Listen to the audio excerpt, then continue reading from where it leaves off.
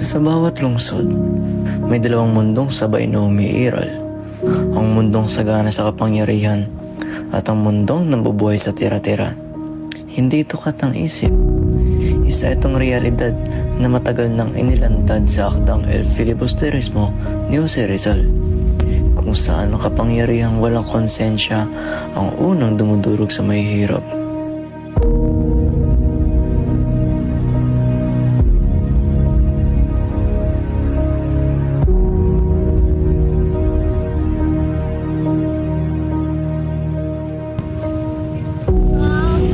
Ang katahimikan ng mga dumaraan ay mas malakas pa kaysa sa sigaw ng gutom. Sa lipunang sanay mong umiwas, ang paghingi ng tulong ay nagiging istorbo. At ang kahirapan ay tila kasalanan. Isang sipa, isang maliit na kilos, ngunit sumasalamin sa mas malaking katotohanan. Hindi lang barya ang natapon sa sahig, kundi ang respeto sa kapwa. Kapag ang kapangyarihan ay nasanay ng makapi, dignidad ng tao ang unang nawawasak. Hindi lang dito na ipapakita ang pang-aabuso sa mga mahihirap.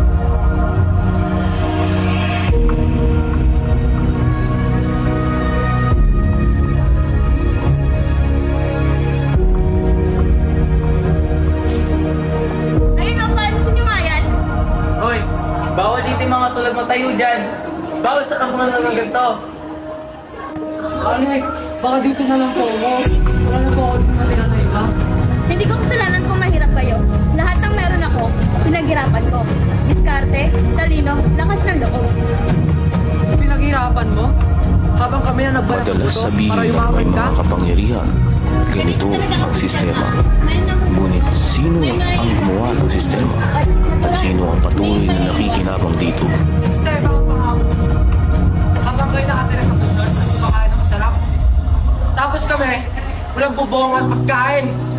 Kapag ang presyo ay tumaas, ang sikmura na may hirap ang unang kumangalang. Ang kahinaan. Kapag ang palasyo ay tinayo, ang pawis ng manggagawa ang pundasyon.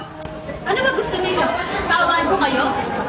Hindi limos ang hinihingi ng may hirap, Libos ang pagkakapantay-pantay. hindi simpatiya. Kapag ang kapangyarihan ay Ang hindi sigaw ginagabayan nila ay hindi para kaawaan, ng moralidad, kundi para kilalanin ang kanilang kami ang karapatan. unang masasakripisyo. Sapagkat sa lipunan ang kapangyarihan ay walang moralidad. Ang hustisya ay nagiging pribilehiyo. Sa dulo, hindi lang sila pinalis sa harap ng gusali. Pinalis sila sa oportunidad. Pinalis sa boses. Pinalis sa pagkakapantay-pantay.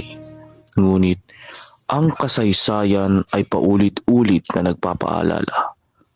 Kapag ang kapangyarihan ay hindi ginagabayan ng moralidad at pananagutan, ang may hirap ang unang naapi. At kapag ang inaapi ay natututong magsalita, nagsisimula ang pagbabago. Sa bawat gilid ng kalsada, makikita natin ang mga taong walang kakayanan sa pera.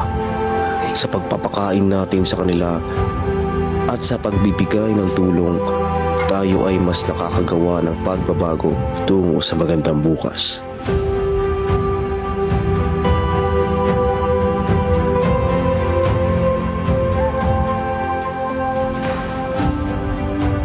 Bago baguhin ang mundo, baguhin mo muna ang sarili mo. Ito pala ang Filipino Group 1. Salamat po.